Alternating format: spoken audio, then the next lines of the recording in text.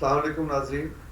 آج ہمارے ساتھ موجود ہیں محمد ریاض صاحب. آپ اے پی پی کے ایم ڈی رہے ہیں اور بھی کئی اہم پوزیشنز پر رہے ہیں, لیکن ان کا اصل تعارف یہ ہے کہ کراچی یونیورسٹی میں یہ نیشنل اسٹوڈنٹ فیڈریشن کے رہنما تھے اور اس زمانے میں انہوں نے بڑا بھرپور دور گزارا.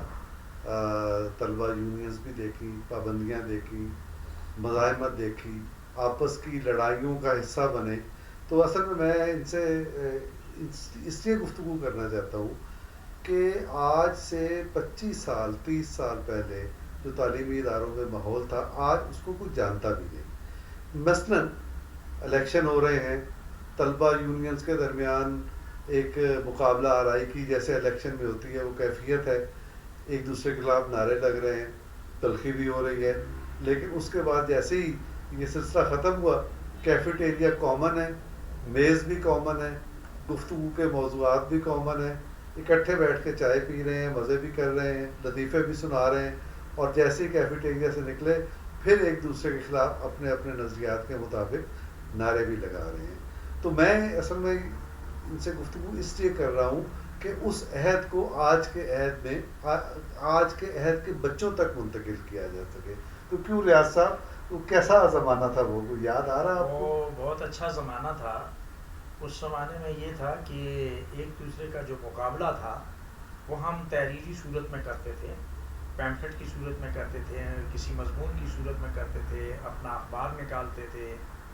تو اس سے ایک طرف جہاں تو ہمارا ایک دوسرے کے ابطال ہوتا تھا, ایک دوسرے کے نظریات کا, یعنی اس کو کینسل کرتے, اس کی تردید کرتے تھے. اس کے علاوہ لوگوں کی ایک تربیت بھی ہوتی تھی کہ جن لوگوں کے سامنے ہم اپنا نقطہ نظر بیان کرتے تھے وہ چاہے اگر ان کو پسند آتا تھا تو وہ ہمارے نقطہ نظر کے حامی ہو جاتے تھے, یا ہمارے مخالفین کے نقطہ نظر کو وہ اپنے ذہن کے زیادہ قریب سمجھتے تھے وہ کے حامی ہو جاتے تھے. لیکن یہ ہوتا یہ تھا کہ سارا زور جو ہوتا تھا وہ اس بات پہ ہوتا تھا کہ ایک دوسرے کا جو ہے مقابلہ ہے وہ ہم نے وہ عقلی بنیادوں پر کرنا ہے, دلیل کی بنیاد پر کرنا ہے. اس میں کبھی کبھار ایسا بھی ہو جاتا تھا کہ لڑائی جھگڑا بھی ہو جاتا تھا, زیادہ وہ جو ہے ڈنڈا چل گیا اور مکہ مار دیا, اس قسم کا سلسلہ ہوتا تھا. لوہے کا مکہ ہوتا تھا ویسے وہ, لیکن یہ کہ ایسا نہیں ہوتا تھا کہ کلاشنکوف آ جائے. یہ تو بعد میں انٹر ہوئی کلاشنکوف وغیرہ.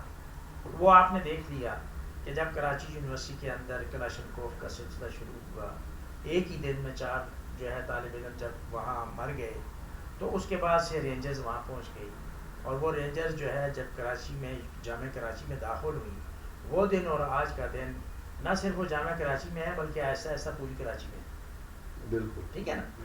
تو اس طریقے سے جو ہے یہ چیزیں جب غیر سیاسی لوگوں کے ہاتھ میں آ جائیں, جب غیر سیاسی لوگ سیاسی اقدامات شروع کرتے ہیں تو اس سے اس قسم کے پھر پرابلم پیدا ہوتے ہیں, جیسا کہ وہاں جامعہ کراچی میں ہوا تھا. تو آج کے دور میں وہ چیزیں اس لیے نہیں ہیں کہ اس زمانے میں یہ تھا کہ ہماری اسٹوڈنٹ یونین ہوتی تھی اور جو تنظیم زیادہ اچھا کام کرتی تھی, لوگ یا ویلفیئر کے کام کرتی تھی, تو لوگ جو ہے ان کے جو نامزد امیدوار ہوتے تھے ان کو کامیاب بناتے تھے. تو جامعہ کراچی میں تو جامعہ کراچی جو تھا وہ تو پاکستانی ملکی تاریخ بلکہ پارلیمانی سیاست کے لیے ایک نرسری کا کام کر رہی تھی. وہ اس انداز سے کہ جب وہاں الیکشن ہوتے تھے, ریکارڈ کیپر ہوتے تھے, اسپیکر ہوتا تھا, باقی ایف آر ہوتے تھے جو یہ ہمارے یہاں سینٹ کا تصور ہے, اور کلاس ریپ جو ہوتے تھے وہ آپ یوں سمجھنے کہ جیسے قومی اسمبلی کے لوگ ہوتے تھے. تو باقاعدہ وہ شروع میں لوگوں کو ایک تربیت ملتی تھی, اور وہ آگے اسی دور کے جو لوگ تھے طالب علم رہنما, وہ انہوں نے بعد میں ملکی سیاست میں اور سیاسی جماعتوں کے اندر جو ہے وہ اہم جو ہے وہ پوزیشن سنبھالی, اور وہ جو ہے سیاست میں بڑے نام رہے. آپ کچھ نام لے نا, مثلا جس طریقے سے فتح جاب علی خان تھے, میں جامعہ کراچی میں جو یونین کے عہدیدار ہیں میں ان کی بات کر رہا ہوں, وہ تھے, یا معراج محمد خان تھے, منور حسن تھے, یا یہ حسین حقانی تھے, اور یہ باقی لوگ تھے. اس کا نام لیتے ہوئے آپ مسکرائے ہیں. نہیں, میں اس لیے نہیں, میں نے تو کہا کہ باقی لوگوں کے مقابلے میں حسین حقانی جو ہے وہ جو ہے ذرا تھوڑا ملکی سرحدوں سے باہر چلے گئے. لیکن جب سے یہ چیز ختم ہوئی ہے تو ایک گراوٹ، ایک تنزل کا دور شروع ہوا ہے. آج تو اسٹوڈنٹس کو یہ بھی نہیں پتہ ہے کہ ان کا اپنا حق کیا ہے. یعنی تعلیم اتنی مہنگی ہو گئی ہے کہ اس کے بارے میں چند سیاسی جو کوئی ایکٹیوسٹ ہیں یا سیاسی گروپ ہیں وہ بات کریں تو کریں، ادروائز جنرل اسٹوڈنٹس جو ہیں وہ تو یہ بات بھی غریب نہیں کرتے کہ جو ہے تعلیم کس یعنی 1000 گنا مہنگی ہو گئی ہے. ہم نے اور آپ نے جو فیسیں ادا کی ہیں پورے پورے سال کی، وہ تو ایک مہینے کی فیس ہوتی ہے یہ آج کل. جیسے ویسے پابندی سے پہلے جو ایک آرگومنٹ ہے کہ پابندی کیوں لگائی گئی، وہ اس لیے لگائی گئی کہ جامعات طلبہ تنظیموں کی وجہ سے قتل گاہیں بن گئی. تو پابندی سے پہلے قتل گاہوں کی صورتحال بن تو چکی تھی، تو اس کے کیا وجوہات تھیں اور اس کا بیک گراؤنڈ کیا؟ نہیں اس کی دیکھیں، اس میں یہ تھا کہ اس وقت وہ لوگ جو اپنی بات زور زبردستی سے منواتے تھے، تو اس کا یہ مطلب تھا کہ وہ راستہ ہموار کر رہے ہیں تشدد کے لیے، اور جہاں تشدد ہوتا تھا تو اس کے پیچھے پیچھے پولیس بھی آ جاتی تھی. یعنی پلان تھا، یہ پلان تھا کیونکہ اس وقت ملک میں مارشل لا تھا. مارشل لا کے ضابطے کے تحت وہ تنظیموں پر پابندی لگائی گئی تھی. تو وہ یہ نہیں چاہتے تھے، جب سیاسی جماعتوں پر پابندی تھی، جب سیاسی جماعتوں کو کام کرنے کی اجازت نہیں تھی، تو اس سوسائٹی کا ایک حصہ جو طلبہ پر مشتمل تھا اگر وہ سیاست کرتا تھا تو وہ ان کا جو مین پلان تھا اس کے خلاف جا رہا تھا. اس لیے ضروری سمجھا یعنی گیا سوسائٹی کو ڈی پولیٹیسائز کرنے کی یہ ڈی پولیٹیسائز کرنے کا عمل وہاں سے شروع ہوا. اور اس میں ظاہر ہے جب خلا تو نہیں رہتا نا، تو جب آپ نے سیاست کو الگ کر دیا تو اس کی جگہ دوسری واحد چیزیں اس چیز خلا کو پر کیا. اس میں ایک تشدد بھی تھا، لڑائی مار پٹائی بھی تھی، یہ چیزیں بھی اس میں آ گئی تھیں. اچھا یہ بتائیں کہ جو ملک میں جمہوری تحریکیں چلی، یعنی ہم 50 سے بھی لے لیں جو بڑی معروف جمہوری تحریک ہے، یا اس کے بعد ایوب خان والی تحریک ہے، یا اس کے بعد بھٹو صاحب کے زمانے میں جو تحریکیں چلی، تو ان ساری تحریکوں کو نارملی جمہوری تحریک کہا جاتا ہے. لیکن طلبہ تنظیموں نے پابندیوں کے خلاف بھی مزاحمت کی، یہ بھی جمہوری تحریک کا ہی ایک باب ہے، لیکن ہمارے ہاں اس پر بات نہیں ہوتی. تو جب طلبہ تنظیموں پر پابندی لگ گئی اور ان کی یونین پر پابندی لگ گئی تو طلبہ کے ان مسائل کے حوالے سے کوئی آواز اٹھانے والا نہیں تھا. تو اس وجہ سے جو ہے وہ پھر 100 دن کی تحریک چلی، جس میں جو بڑی 2 تنظیمیں تھیں، ایک تو نیشنل اسٹوڈنٹ فیڈریشن تھی، اسلامی جمعیت طلبہ تھی، اور کچھ نیشنلسٹ آرگنائزیشن تھیں جو مختلف صوبوں سے تھیں.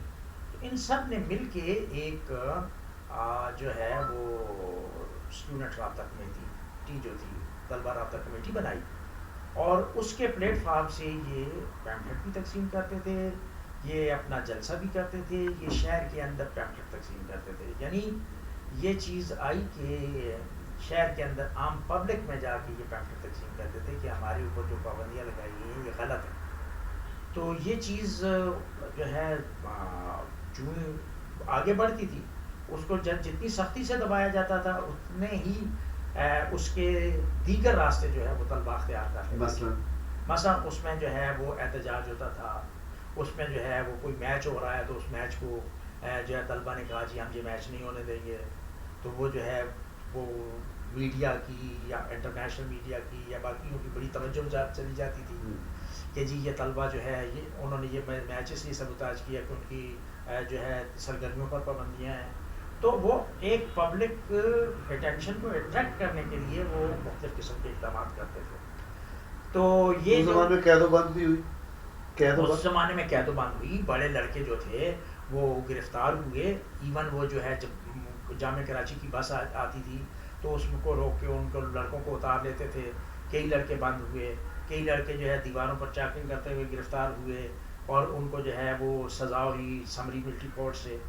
تو ان میں سے کچھ کو تو جو اسٹوڈنٹ سمجھ کے جو ہے وہ کوڑے ووڑے نہیں مارے، بس کسی کو 1 سال کی سزا آئی، کسی کے 2 سال کی. کچھ لوگوں نے اپنی سزا پوری کی، کچھ لوگوں کو انہوں نے 1-2 مہینے کے بعد جمعیت کے ناز میں آدھا کو کوڑوں کی سزا ہوئی، لگے نہیں تھے.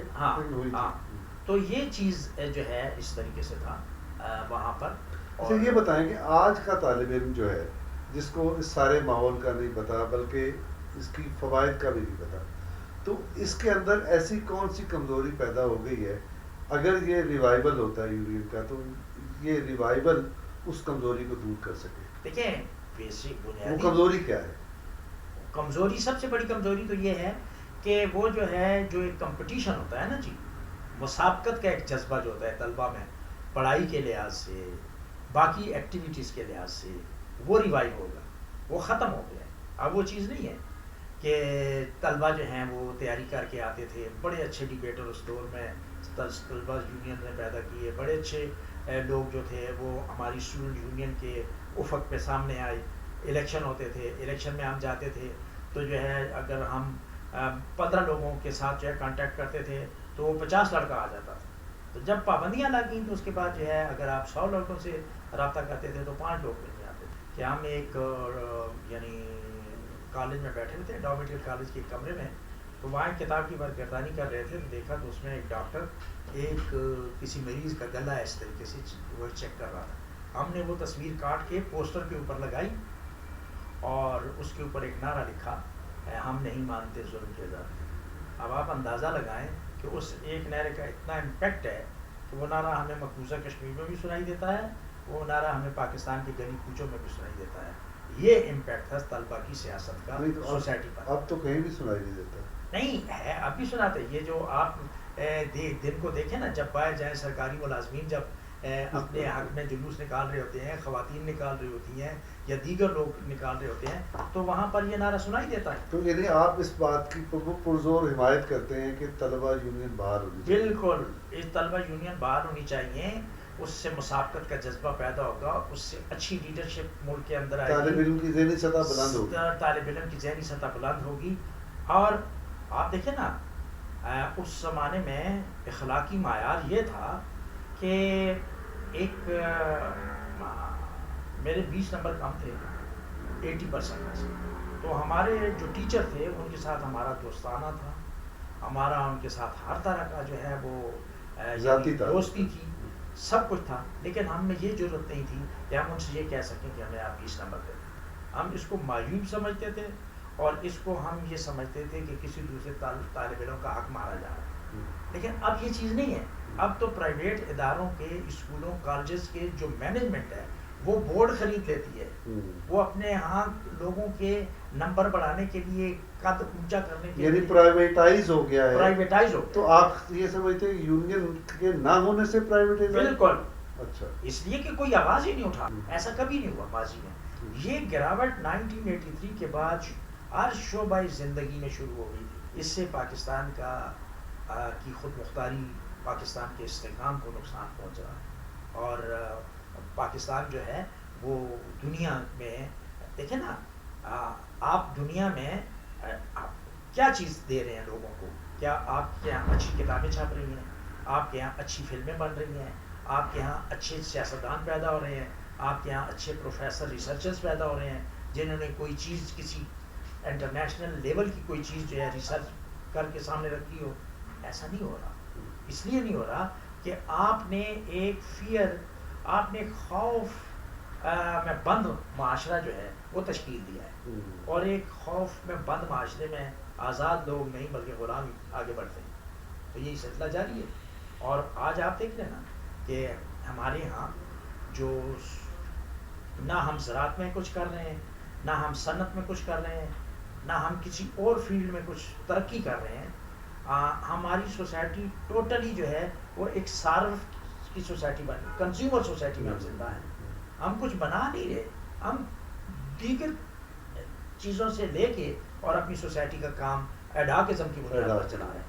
یہ تو ناظرین، اصل میں اس نشست کا مقصد یہ تھا کہ آج سے 3 دہائی پہلے جو تعلیمی اداروں کی صورتحال کو آپ کے سامنے رکھا جائے اور بتایا جائے کہ اس عہد میں جو اسٹوڈنٹس یونین تھی اس کا کردار کیا تھا اور اس کردار کے نتیجے میں کس قسم کا معاشرہ اور کس قسم کے افراد معاشرہ تشکیل پا رہے تھے. تو آج اسٹوڈنٹس یونین غائب ہوئی ہے تو ہمارے سامنے سیاست، معیشت، زراعت سمیت ہر شعبہ متاثر ہو گیا ہے. تو یہ ہمارے لیے ایک بڑی یعنی یوں کہہ لیں کہ آئی اوپنر قسم کی گفتگو تھی. انشاءاللہ آئندہ کسی ایسے ہی موضوع کے ساتھ آپ کی خدمت میں حاضر ہوں گے.